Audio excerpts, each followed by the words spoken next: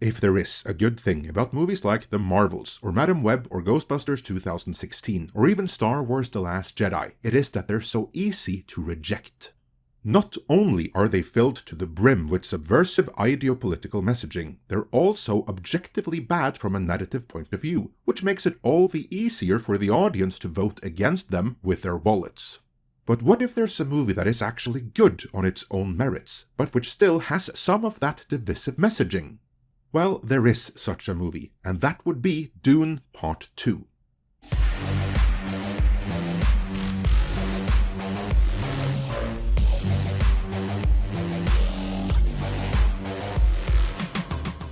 This is not a review in the traditional sense, as I will not be providing any kind of beat-by-beat breakdown, but I will point out 2 moments which were so off-putting that they severely detracted from what was otherwise a great movie. Now I realize that many of you unabashedly love this movie and will as such not appreciate what I have to say, which is cool because I'm gonna say it anyway. And to be clear, I don't blame anyone for liking this, which pretty much all my friends in this sphere of the internet do, because just like Dune Part I, Denis Villeneuve's Dune Part II is a cinematic achievement that transports you to another world and feels real. Seeing it on a sufficiently big screen with a properly calibrated sound system isn't just another blockbuster, but an experience. I don't have one bad word about the execution, the scale, or the scope here. On the contrary, my issues are exclusively about some aspects of the script, some creative choices made, and the ensuing messaging. To illustrate my point, I'm reminded of a clip that Yellow Flash alerted me to, where a game developer said the quiet part out loud. Give people stuff you know they want, so you can inject things that maybe they aren't familiar with, or maybe they don't know they want, but make them like that stuff. I feel that's what happened in this movie. Where the likes of Sweet Baby Inc. and others failed miserably at giving the audience something great with which to swallow down that bitter messaging pill, Denis Villeneuve actually succeeded at doing that. So, what am I talking about? Well, the first is a dig at the audience expressed through the Fremen, more specifically through Stilgar.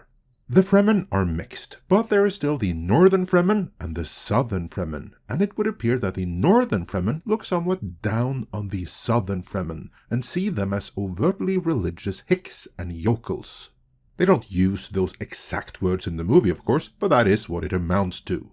Now, I by no means claim to be an expert on the Dune universes like Danica or Quinn, and once we leave the Paul Atreides-centered books, my knowledge falls to that of a layman. Except the War Against the Thinking Machine books, I read those.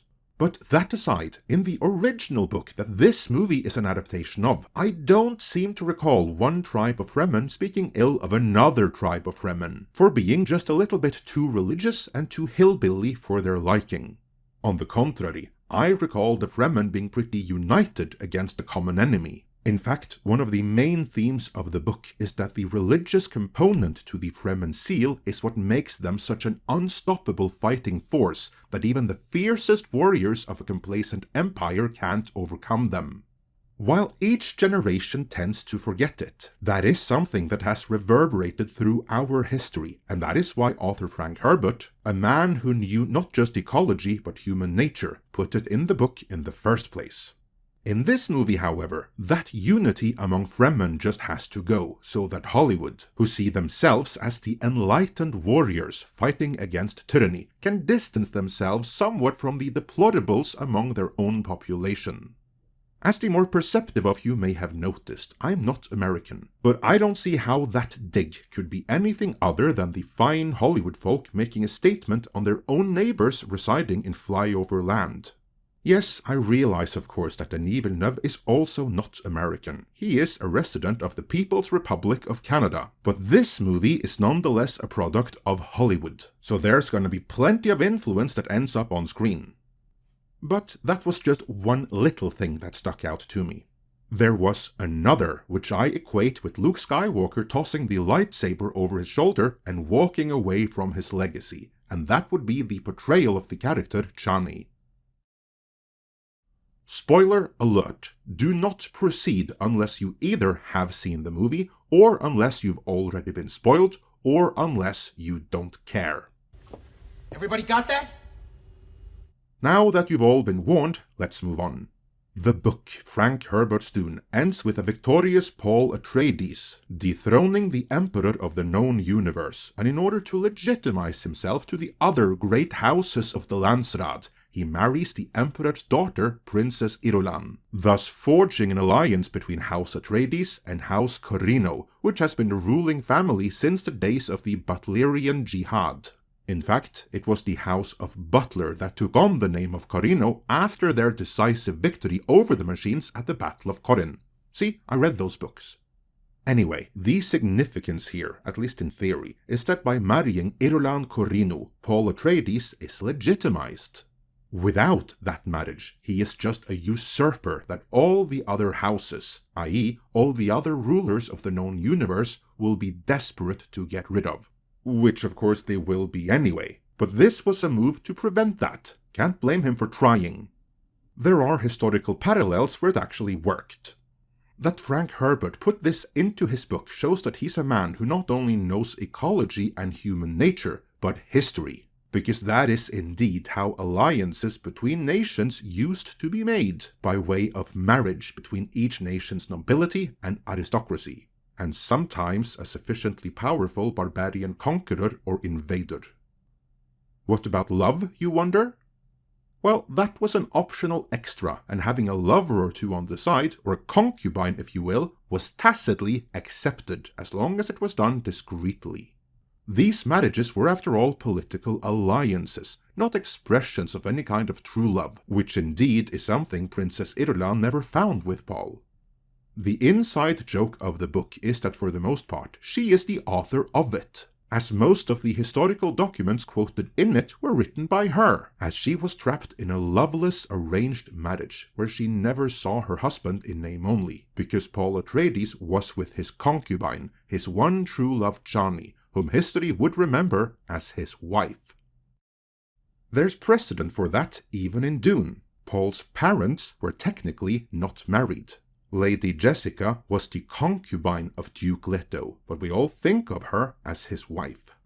This is a pretty major theme in the book, and one that Chani, being a wise woman, has no trouble understanding, because there's a bigger picture at play. That's what happened in the book, that's what happened in the earlier adaptations, but that's not what happens in Dune Part II. Here, expectations are subverted, because since its current year, this Chani is written as an egocentrical, entitled bitch, who is incapable of seeing the bigger picture. Yeah, the other great houses won't accept Paul anyway, but she doesn't know that at this time. All she knows is that her boyfriend is about to become the savior of her people, giving them what they always dreamed of. He's about to change all their lives, and he's gonna do it all while staying at her side. But as a formality to seal the deal, he's gonna have to enter a political alliance, in adherence with a tradition that dates back to before their planets were even inhabited. Yet, the way this iteration of Chani has been written, that's a bridge too far, so she storms off, like the entitled Gen Z brats she must have been modeled after would. Hell, I wouldn't be surprised if there's a deleted scene of her filming a TikTok meltdown for victimhood brownie points. Chani storming off at this point is a major departure from the source material, and one that signals that for Dune Part III, should it happen, all bets are off. That could be bad, and it could be good. But I will say that this kind of deviation from the source material, especially considering how it aligns with current year attitudes prevalent in Hollywood, does not fill me with confidence. That is a shame, because to me at least, this detracted from what otherwise would have been a fantastic movie. As it stands though, as much as I want this to be the definitive version of Dune, 2 movies into Denis Villeneuve's saga, I still prefer the 2 sci-fi miniseries for their adherence to the books, and the Spice Diver cut of the Lynch movie for one fully fledged theatrical experience. But am I being too hard on Dune Part II here? Or do you think that maybe they succeeded in making us all swallow a bitter messaging pill by putting it into an otherwise great movie? If so, could we be seeing more of that going forward? Let me know your thoughts in the comments.